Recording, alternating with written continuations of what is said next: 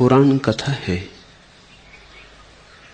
प्रहलाद नास्तिक राजा हिरण्यकश्यप के यहाँ जन्म लेता है और फिर हिरण्यकश्यप अपनी नास्तिकता सिद्ध करने के लिए प्रहलाद को नदी में डुबोता है, पहाड़ से गिरवाता है और अंत में अपनी बहन होलिका से पूर्णिमा के दिन जलवाता है। और आश्चर्य तो यही है कि वह सभी जगह बच जाता है और प्रभु के गुणगान गाता है। और तब से इस देश में होली जलाकर होली का उत्सव मनाते हैं, रंग गुलाल डालते हैं, आनंद मनाते हैं। कृपा करके इस पुराण कथा का मर्म हमें समझाइए।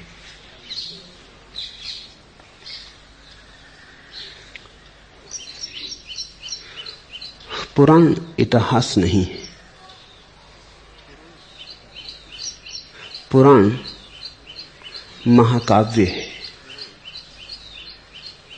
पुराण में जो हुआ है वो कभी हुआ है ऐसा नहीं, वरन सदा होता रहता है। तो पुराण में किन्हीं घटनाओं का अंकन नहीं है, वरन किन्हीं सत्यों की ओर इंगित है। पुराण शाश्वत है। ऐसा कभी हुआ था कि नास्तिक के घर आस्तिक का जन्म हुआ, ऐसा नहीं। सदा ही नास्तिकता में ही आस्तिकता का जन्म होता है, सदा ही, और होने का उपाय ही नहीं। आस्तिक की तरह तो कोई पैदा हो ही नहीं सकता। पैदा तो सभी नास्तिक की तरह होते हैं, फिर उसी नास्तिकता में आस्तिकता का फूल लगता है। तो नास्तिकता आस्तिकता की मां है, पिता है। नास्तिकता के गर्भ से ही आस्तिकता का आविर्भाव होता है। हिरण्यकश्यप कभी हुआ या नहीं मुझे प्रयोजन नहीं, व्यर्थ की बातों में मुझे रस नहीं। प्रहलाद कभी हुए या न हुए प्रहलाद जाने। लेकिन इतना मुझे पता है कि पुराण में जिस तरफ इशारा है वो रोज होता है, प्रतिपल होता है। तुम्हारे भीतर हुआ है, तुम्हारे भीतर हो रहा है। और जब भी कभी मनुष्य होगा, कहीं भी मनुष्य होगा, पुराण का सत्य दोहराया जाएगा। पुराण सार निचोड़ है, घटनाएं नहीं, इतिहास नहीं, मनुष्य के जीवन का अंतर्निहित सत्य है। समझो, पहली बात, साधारणता तुम समझते हो कि नास्तिक आस्तिक का विरोधी है, वो गलत है। नास्तिक बेचारा विरोधी होगा कैसे?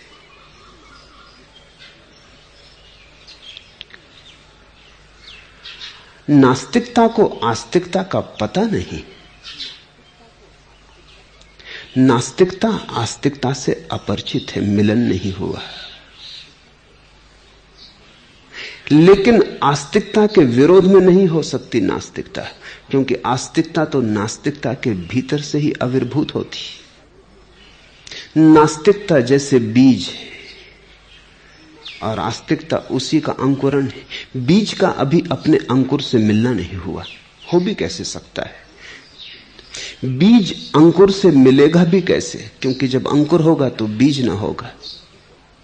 जब तक बीज है तब तक अंकुर नहीं है। अंकुर तो तभी होगा जब बीज टूटेगा और मिटेगा और भूमि में खो जाएगा, तब अंकुर होगा। जब तक बीज है तब तक अंकुर हो नहीं सकता। ये विरोधाभासी बात समझ लेनी चाहिए। बीज से ही अंकुर पैदा होता है, लेकिन बीज के विसर्जन से, बीज के खो जाने से, बीज के तिरोहित हो जाने से, बीज अंकुर का विरोधी कैसे हो सकता है? बीज तो अंकुर की सुरक्षा है। वो जो खोल बीज की है वो भीतर अंकुर को ही संभाले हुए है, ठीक समय के लिए, ठीक ऋतु के लिए, ठीक अवसर की तलाश में। लेकिन बीज को अंकुर का कुछ पता नहीं, अंकुर का पता हो भी नहीं सकता। और इसी अज्ञान में बीज संघर्ष भी कर सकता है अपने को बचाने का। डरेगा, टूट ना जाऊं, खो ना जाऊं, मिट ना जाऊं, भयभीत होगा। उसे पता नहीं कि उसी के मृत्यु से महाजीवन का सूत्र उठेगा। उसे पता नहीं उसी की राख से फूल उठने वाले हैं, पता ही नहीं। इसलिए बीज क्षमा योग्य है, उस पर नाराज मत होना, दया योग्य है। बीज बचाने की कोशिश करता है, यह स्वाभाविक है अज्ञान में। हिरण्यकश्यप पिता है, पिता से ही पुत्र आता है, पुत्र पिता में ही छिपा है। पिता बीज है, पुत्र उसी का अंकुर है। हिरण्यकश्यप को भी पता नहीं कि मेरे घर भक्त पैदा होगा। मेरे घर और भक्त सोच भी नहीं सकता। मेरे प्राणों से आस्तिकता जन्मेगी, इसकी कल्पना भी नहीं कर सकता। लेकिन प्रहलाद जन्मा हिरण्यकश्यप से। हिरण्यकश्यप ने अपने को बचाने की चेष्टा शुरू कर दी। घबरा गया होगा, डरा होगा। ये छोटा सा अंकुर था प्रहलाद, इससे डर भी क्या था? फिर ये अपना ही था, इससे भय क्या था? लेकिन जीवन भर की मान्यताएं, जीवन भर की धारणाएं दांव पर लग गई होंगी। हर बाप बेटे से लड़ता है, हर बेटा बाप के खिलाफ बगावत करता है।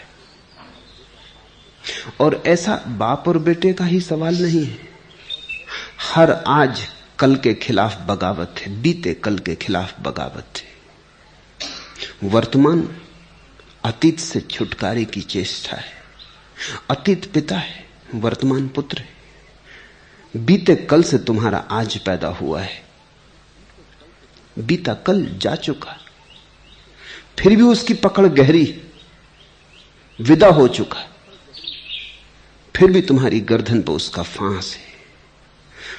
तुम उससे छूटना चाहते हो, अतीत भूल जाए, विस्मृत हो जाए, पर अतीत तुम्हें ग्रसता है, पकड़ता है। वर्तमान अतीत के प्रति विद्रोह है। अतीत से ही आता है वर्तमान, लेकिन अतीत से मुक्त ना हो तो दब जाएगा, मर जाएगा। हर बेटा बाप से पार जाने की कोशिश है। तुम प्रतिपल अपने अतीत से लड़ रहे हो, वो पिता से संघर्ष है। ऐसा समझो, संप्रदाय अतीत है, धर्म वर्तमान है। इसलिए जब भी कोई धार्मिक व्यक्ति पैदा होगा, संप्रदाय से संघर्ष निश्चित होगा ही। संप्रदाय यानी हिरण्यकश्यप, धर्म यानी प्रहलाद। निश्चित ही हिरण्यकश्यप शक्तिशाली, प्रतिष्ठित है, सब ताकत उसके हाथ में। प्रहलाद की सामर्थ्य क्या है? नया नया उगा अंकुर है, कोमल अंकुर है। सारी शक्ति तो अतीत की है, वर्तमान तो अभी अभी आया है, ताजा ताजा है। बल क्या है वर्तमान का? पर मजा यही है कि वर्तमान जीतेगा और अतीत हारेगा, क्योंकि वर्तमान जीवंतता है और अतीत मौत है।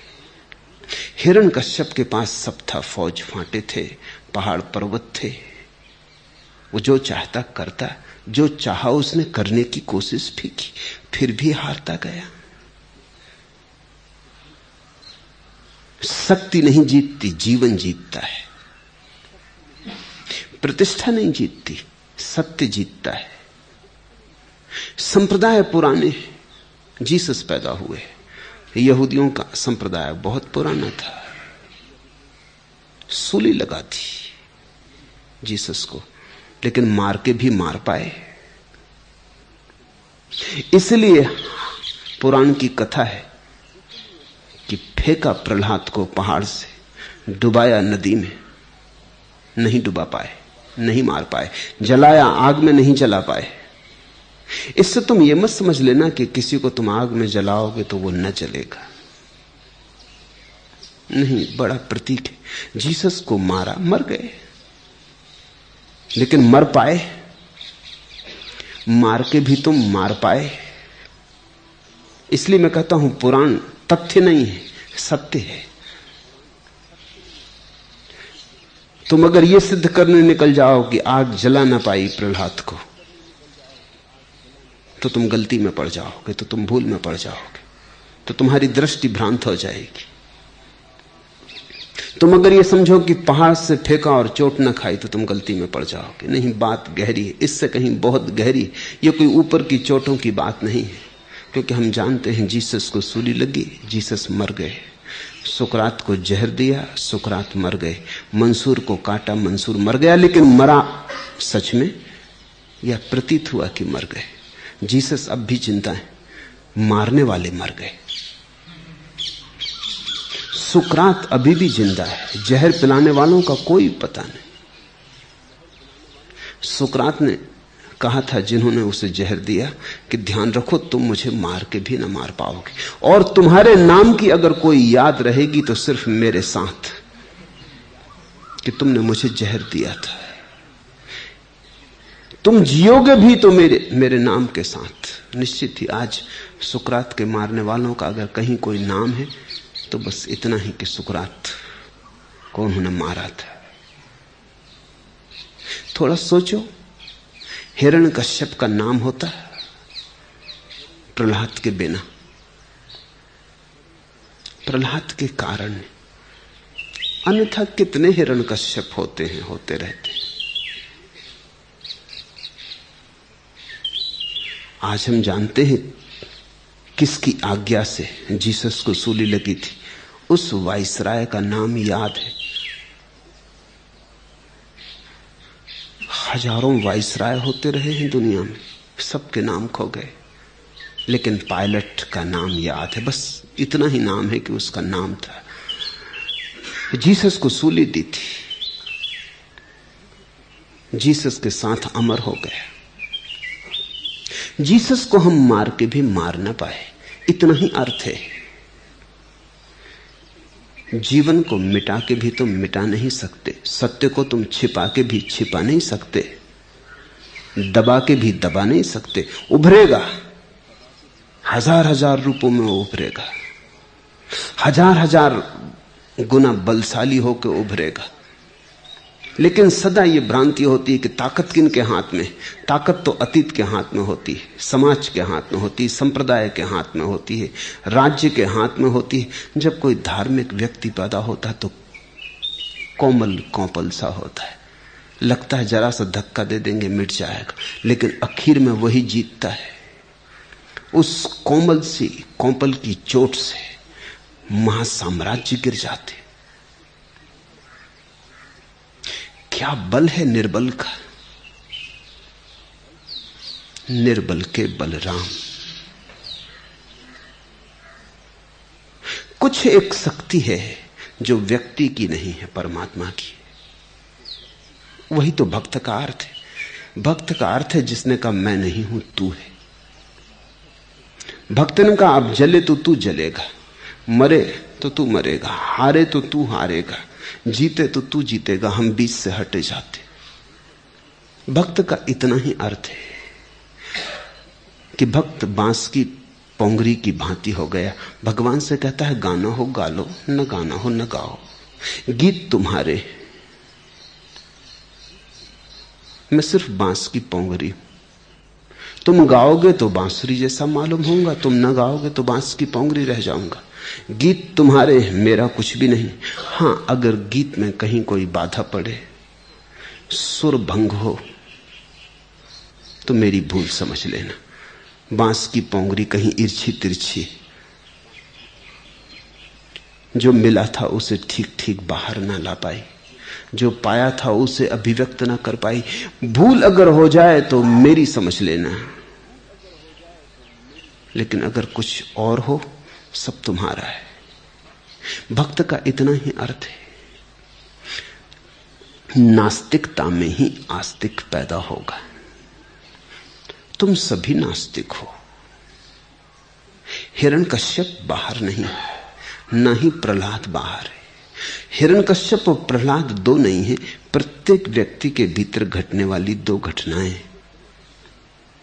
जब तक तुम्हारे मन में संदेह हिरण्यकश्यप हो, तब तक तुम्हारे भीतर उठते श्रद्धा के अंकुरों को तुम पहाड़ों से गिराओगे, पत्थरों से दबाओगे, पानी में डुबाओगे, आग में जलाओगे, लेकिन तुम जला ना पाओगे। उनको जलाने की कोशिश में तुम्हारे ही हाथ जल जाएंगे। कितनी बार नहीं तुम्हारे मन में श्रद्धा का भाव उठता है, संदेह झपट के पकड़ लेता है। कितनी बार नहीं तुम किनारे किनारे आ जाते हो छलांग लगाने की, संदेह पैर में जंजीर बनकर रोक लेता है। क्या कर रहे हो? कुछ घर द्वार की सोचो, कुछ परिवार की सोचो, कुछ धन प्रतिष्ठा पद की सोचो, कुछ संसार की सोचो। क्या कर रहे हो? पैर रुक जाते, सोचते हो कल कर लेंगे, इतनी जल्दी क्या है? क्रांति कितनी बार तुम्हारे भीतर नहीं उन्मेष लेती है, कितनी बार नहीं तुम्हारे भीतर क्रांति का झंझावात आता है और तुम बार बार संदेह का साथ पकड़ कर रुक जाते हो। ये तुम अपने भीतर खोजो। ये कथा कुछ पुराण में खोजने की नहीं है, ये तुम्हारे प्राण में खोजने की। ये पुराण तुम्हारे प्राणों में लिखा हुआ है। मेरे पास लोग आ जाते, वो कहते हैं कि भाव तो उठा है लेकिन बड़े संदेह भी हैं। मैं उनसे कहता हूं भाव भी है, संदेह भी, अब तुम किसके साथ जाने की सोचते हो? निर्णय तो तुम्हें करना पड़ेगा। क्या तुम सोचते हो उस दिन तुम जाओगे जिस दिन कोई संदेह ना होगा? तब तो तुम कभी जा ही ना सकोगे। संदेह भी है तुम्हारे भीतर, भाव भी है तुम्हारे भीतर, दोनों ही द्वार खुले। संदेह भी है तुम्हारे भीतर, श्रद्धा भी है तुम्हारे भीतर, दोनों ही द्वार खुले। हिरण्यकश्यप, प्रहलाद दोनों ने तुम्हें पुकारा है। किसकी सुनोगे? कारण क्या है कि तुम संदेह की ही सुन लेते हो बार बार? क्योंकि संदेह बलशाली मालूम होता है। सारा समाज, संसार साथ मालूम होता है। श्रद्धा निर्बल कल्ती मालूम होती, अकेले जाना होगा। संदेह के राजपथ है, वहां भीड़ साथ है। श्रद्धा की पगडंडियां हैं, वहां तुम एकदम अकेले हो जाते हो, एकाकी। वही एकाकी हो जाना सन्यास है। अकेले होने का साहस ही श्रद्धा में ले जा सकता है। हिरण्यकश्यप बलशाली है, वही उसकी निर्बलता सिद्ध हुई। प्रहलाद बिल्कुल निर्बल है, वही उसका बल सिद्ध हुआ। लेकिन वो चलता रहा, उसका गीत ना रुका, उसका भजन ना रुका। बाप के विपरीत भी चलता रहा। संदेह श्रद्धा का पिता है, शत्रु नहीं। संदेह से ही श्रद्धा जन्मती है और संदेह हजार चेष्टा करेगा कि श्रद्धा जन्मे ना, क्योंकि श्रद्धा अगर जन्मी तो संदेह को खोना पड़ेगा, मिटना पड़ेगा। तो संदेह लड़ेगा आखिरी दम तक, उसी लड़ाई में वो विध्वंस करता है। अब ये भी समझ लेना जरूरी है कि संदेह की क्षमता सिर्फ विध्वंस की है, सृजन की नहीं। संदेह मिटा सकता है, बना नहीं सकता। संदेह के पास सृजनात्मक ऊर्जा नहीं है। वो कह सकता है नहीं, लेकिन हां उसके प्राणों में उठती ही नहीं। और बिना हां के जगत में कुछ निर्मित नहीं होता। सारा सृजन हां से है, सारा विध्वंस नहीं से है। तो नहीं हिंसात्मक है, हां अहिंसात्मक है। संदेह कहे चला जाता है नहीं, मिटाने के उपाय सुझा देता है। कहता है ये छोटा सा बालक श्रद्धा का, गिरा दो पहाड़ से, समाप्त करो ये झंझट बीच की, डुबा दो पानी में, आग में जला दो। मगर ध्यान रखना, जब भी सृजन और विध्वंस का संघर्ष होगा, विध्वंस हारेगा, सृजन जीतेगा, क्योंकि सृजन परमात्मा की ऊर्जा है। जब भी हां और ना में संघर्ष होगा, हां जीतेगी, ना हारेगी। ना में बल ही क्या है, कितना ही बलशाली दिखाई पड़ती हो, लेकिन सारा बल नपुंसकता का है, बल है नहीं, झूठा दावा है। तुमने कभी ख्याल किया, तुम जब भी किसी बात पर नहीं कहते हो तो बड़ी शक्ति मालूम पड़ती है, नहीं के साथ शक्ति मालूम पड़ती, और जब भी तुम हां कहते हो ऐसा लगता है कहनी पड़ी। छोटा बच्चा कहता है मां से कि जरा बाहर खिलाऊं, नहीं, बाहर खेलने के लिए कह रहा था, कुछ नहीं कहने की बात भी ना थी। पति कहता है जरा छुट्टी का दिन है, नदी पे मछली मारा हूं, नहीं, क्या अड़चन थी, घर बैठे बैठे मक्खी मारेगा, मछली ही मार लेता, कम से कम नदी के किनारे बैठने का थोड़ा सुख ले लेता। लेकिन नहीं, त्वरित आती है, नहीं के साथ बल है। खड़े हो तुम स्टेशन की खिड़की पर, टिकट मांगते हो, वो जो टिकट बाबू है काम भी ना हो तो रजिस्टर उलटने लगता, वो कह रहा खड़े रहो, कोई बड़े साहब, लाट साहब, खड़े रहो, वो कह रहा नहीं। ये मौका उसको भी नहीं कहने का मिला है, इधर उधर उल्टेगा। तुमने भी बहुत बार ये किया है, ख्याल करो। जब तुम्हें नहीं कहने का मौका मिलता है तो तुम छोड़ते नहीं, क्योंकि नहीं कहने से लगता है देखो अटका दिए, मेरे पे निर्भर हो, अभी दूं टिकट तो ठीक, ना दूं तो ठीक।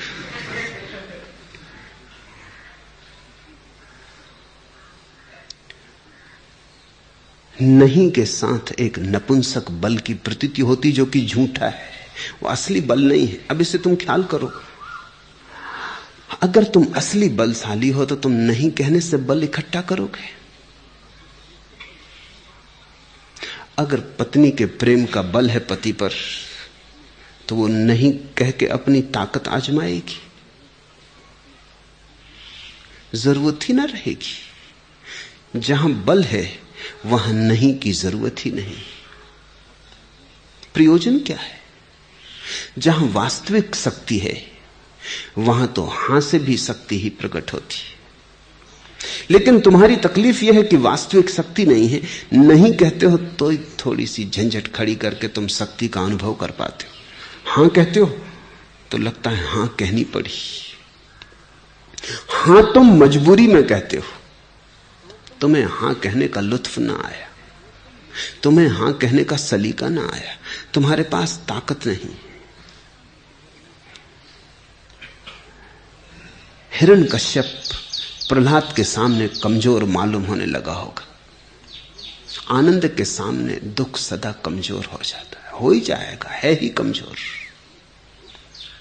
दुख नकार है, आनंद विधायक ऊर्जा का आविर्भाव है। दुख में कभी कोई फूल खिले हैं, कांटे ही लगते। प्रहलाद के फूल के सामने हिरण्यकश्यप का कांटा शर्मिंदा हो उठा होगा, लज्जा से भर गया होगा, ईर्ष्या से जल गया होगा। ये ताजगी, ये कुंवारापन, ये सुगंध,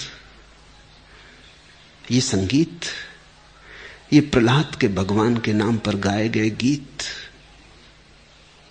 उसे बहुत बेचैन करने लगे होंगे। वो घबराने लगा, उसकी सांसें घुटने लगी। उसे एक बारगी वही सूझा जो सूझता है नकार को, नास्तिक को। निर्बल दुर्बल को वही सूझा, उसे मिटा दो, इसे विध्वंस सूझा। दुनिया में दो तरह के बल हैं, या तो तुम कुछ बनाओ तो बल मालूम होता है। तुमने एक गीत लिखा, कवियों से पूछो, जब उनका गीत पूरा हो जाता है तो वो कैसे हिमालय के शिखर पे उठ जाते, कैसा आनंद तरंगायित हो उठता है। मूर्तिकार से पूछो, जब उसकी मूर्ति पूरी होती तो वो सृष्टा हो जाता है। किसी मां से पूछो, जब उसका गर्भ बड़ा होता है और जब उसके पेट में बच्चा बड़ा होने लगता है, तब उसका पुलक, उसका आनंद पूछो। एक स्त्री जब तक मां न बने साधारण स्त्री है, गरिमा नहीं होती, उसमें गौरव नहीं होता। अभी कुछ पैदा ही नहीं किया, गरिमा कैसी? अभी वृक्ष में फल ही ना लगे, गौरव कैसा है? तब तक बांझपन घेरे रहता है। फिर एक बेटा हुआ, तब स्त्री में एक नया आविर्भाव होता है। तब वो साधारण स्त्री न रही, तब वो मां हो गई। मां हो के वो परमात्मा की संगी साथी हो गई, सृजन दिया, कुछ पैदा किया, जीवन को जन्म दिया। मनोवैज्ञानिक कहते हैं कि पुरुष का मन स्त्री से सदा ही ईर्ष्या से भरा है, क्योंकि वो जन्म नहीं दे सकता, गर्भ रखने की उसके पास सुविधा नहीं। इसीलिए पुरुष और हजार चीजों को जन्म देता है, परिपूरक की तरह कविता लिखता है, मूर्ति बनाता है, चित्र बनाता है, भवन बनाता है, ताजमहल खड़े करता है। लेकिन कितने ही ताजमहल खड़े करो, एक छोटे से बच्चे का मुकाबला थोड़ी कर सकेंगे। कितने ही सुंदर हो, तुम्हारी मूर्तियां कितनी ही कलापूर्ण हो और तुम्हारे गीतों में कितना ही तरुन्नम हो और कितना ही छंद हो, छोटे से बच्चे की आंखों का छंद तो ना हो सकेगा। माना कि संगमरमर बहुत सुंदर है, मगर एक जीवंत बच्चे के सौंदर्य के सामने क्या होगा? एक साधारण सी स्त्री तुम्हारे शाहजहां को मात कर देती। बना लो तुम ताजमहल। मनोवैज्ञानिक कहते हैं कि पुरुष निरंतर चेष्टा करता है कुछ बनाने की, ताकि वो भी अनुभव कर सके मैं भी सृष्टा हूं। लेकिन फिर भी तृप्ति वैसी नहीं होती जैसी स्त्री को होती। इसलिए तो स्त्रियां कुछ नहीं बनाती, न ताजमहल, न चित्र, न अजंता, न एलोरा, न उन्होंने गीत लिखे कालिदास जैसे, न चित्र बनाए पिकासो जैसे। स्त्रियां कुछ भी नहीं करती। बड़े हैरान हो गए तुम, पाक शास्त्र भी पुरुष लिखते, नई साग सब्जी भी खोजनी हो तो पुरुष खोजते, स्त्री उस झंझट में नहीं पड़ती। दुनिया के अच्छे और बड़े रसोइये स्त्रियां नहीं हैं, पुरुष। रसोइये भी हद हो गई।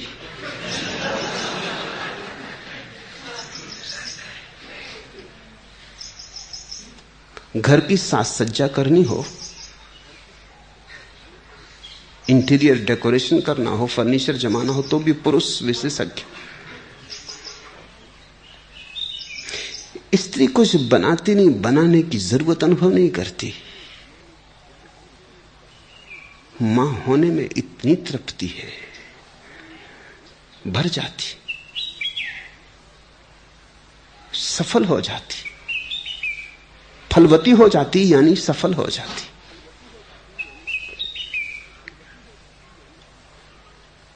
ध्यान रखना, दो उपाय हैं शक्ति अनुभव करने के, या तो सृजन या विध्वंस। अगर तुम सृजन के द्वारा शक्ति अनुभव न कर सके तो फिर विध्वंस के द्वारा शक्ति अनुभव करोगे। हिटलर, मुसोलिनी, नेपोलियन और सिकंदर ये विध्वंस के द्वारा शक्ति अनुभव करते। बुद्ध, सुकरात, जीसस सृजन के द्वारा शक्ति अनुभव करते। शायद तुम्हें पता ना हो, हिटलर मूलतः चित्रकार होना चाहता था। उसने आर्ट एकेडमी में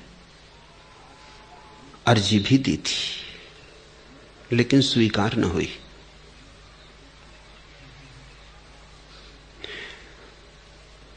वो चोट उसे भारी पड़ी। वो कुछ बनाना चाहता था, चित्र, मूर्तियां। वो चोट उसे भारी पड़ी। सारी जीवन ऊर्जा उसकी विध्वंस में उलझ गई।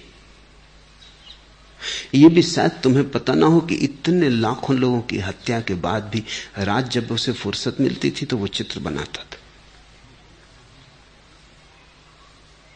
डमाडोल था। हिटलर ने लिखा है कि आदमी को मार के, मिटा के भी अपने बल का अनुभव होता है। तुम जितना बड़ा विध्वंस कर सको उतना लगता है बलशाली हूं। कोई फिक्र नहीं, बना नहीं सकता, मिटा तो सकता हूं। सकने का पता चलता है, बना नहीं सकता, कोई बात नहीं, मिटा सकता हूं। चलो उतनी ऊंचाई ना सही बनाने की, लेकिन मिटाने की ऊंचाई तो हो ही सकती है। नास्तिकता विध्वंसात्मक है, आस्तिकता सृजनात्मक है। और आस्तिक और नास्तिक में जब भी संघर्ष होगा, नास्तिक की हार सुनिश्चित है। हां, आस्तिक असली होना चाहिए। कभी अगर तुम नास्तिक को जीतता हुआ देखो तो उसका केवल इतना ही अर्थ होता है कि आस्तिक नकली है। नकली आस्तिकता से तो असली नास्तिकता भी जीत जाएगी। कम से कम असली तो है, इतना सत्य तो है वहां कि असली है, सत्य ही जीतता है। तो अगर कभी तुम पाओ कि नास्तिकता जीत रही तो उसका एक ही अर्थ होता है कि नास्तिकता प्रामाणिक होगी। आस्तिकता हार रही तो उसका अर्थ है कि आस्तिकता झूठी होगी, आरोपित होगी, थोथी होगी, ऊपर से ढांपी होगी, पहन ली होगी, प्राणों से निकली ना होगी, आचरण में होगी, अंतस में ना होगी। ऊपर ऊपर रंग रोगन होगा, हृदय का जोड़ना होगा उससे, प्राणों में जड़ें न होंगी। ऐसे बाजार से कागज के या प्लास्टिक के फूल खरीद लाए होगे, वृक्षों पर लटका दिए होगे, सारी दुनिया को धोखा हो जाए, लेकिन वृक्ष को थोड़ी धोखा होगा। असली फूल जुड़ा है वृक्ष की रसधार से, एक है, एक ही गीत में, एक ही छंद में बद्ध है। दूर गहरी जड़ों तक जमीन से जुड़ा है, सुदूर आकाश में चांद तारों से, सूरज से जुड़ा है। प्लास्टिक का फूल किसी से भी नहीं जुड़ा है, टूटा है, न जड़ों से, जमीन से, न आकाश से, न चांद तारों से, न सूरज से, किसी से नहीं जुड़ा है। तुम्हारी आस्तिकता अगर झूठी है तो नास्तिकता से हारेगी, तो तुम नास्तिक से डरोगे। तुम्हारी आस्तिकता अगर सच्ची है तो नास्तिक को करने दो विध्वंस, कर करके खुद ही टूट जाएगा, कर करके खुद ही हार जाएगा। प्रहलाद अपने गीत गाया चला गया, अपना गुनगुन उसने जारी रखी। अपने भजन में उसने व्यतिरोध न आने दिया। पहाड़ से फेंका, पानी में डुबाया, आग में जलाया, लेकिन उसकी आस्तिकता पे आंच न आई। उसके आस्तिक प्राणों में पिता के प्रति दुर्भाव पैदा न हुआ। वही मृत्यु है आस्तिक की। जिस क्षण तुम्हारे मन में दुर्भाव आ जाए उसी क्षण आस्तिक मर गया। जीसस को सूली लगी, अंतिम क्षण में उन्होंने कहा, हे परमात्मा, इन सभी को माफ कर देना, क्योंकि ये जानते नहीं क्या कर रहे हैं, ये ना समझ। कहीं ऐसा ना हो कि तू इनको दंड दे दे। ये दया के योग्य हैं, दंड के योग्य नहीं। शरीर मर गया, जीसस को मारना मुश्किल है। इस आस्तिकता को कैसे मारोगे? किस सूली पर लटकाओगे? किस आग में जलाओगे? न प्रहलाद अपना गीत गाए चला गया।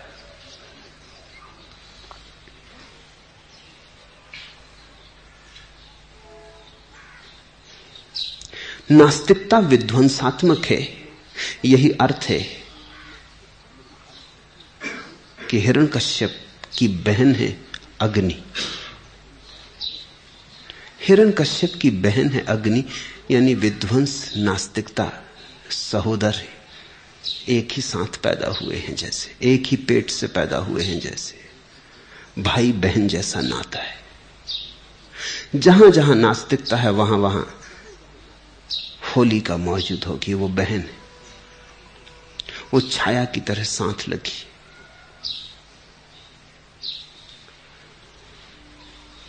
और आश्चर्य मत करो, पूछा है, आश्चर्य तो यही है कि वो सभी जगह बच जाता है और प्रभु के गुण गाता है। आश्चर्य मत करो।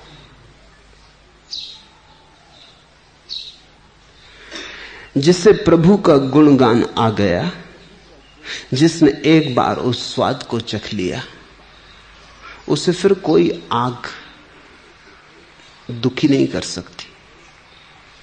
जिसने एक बार उस महाजीवन को जान लिया, फिर उसे कोई मृत्यु मार नहीं सकती। जिसने एक बार उसका सहारा पकड़ लिया, फिर उसे कोई बेसहारा नहीं कर सकता। आश्चर्य मत करो। आश्चर्य होता है, यह स्वाभाविक है, पर आश्चर्य मत करो।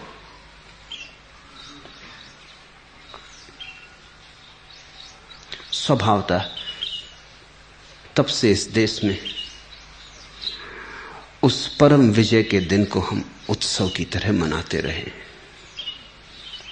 होली जैसा उत्सव पृथ्वी पर खोजने से न मिलेगा। रंग गुलाल है, आनंद उत्सव है, तल्लीनता का, मदहोशी का, मस्ती का, नृत्य का, नाच का बड़ा सतरंगी उत्सव है। हंसी के फव्वारों का, उल्लास का एक महोत्सव है। दिवाली भी उदास है होली के सामने। होली की बात ही और है। ऐसा नृत्य करता उत्सव पृथ्वी पर कहीं भी नहीं है। ठीक भी है।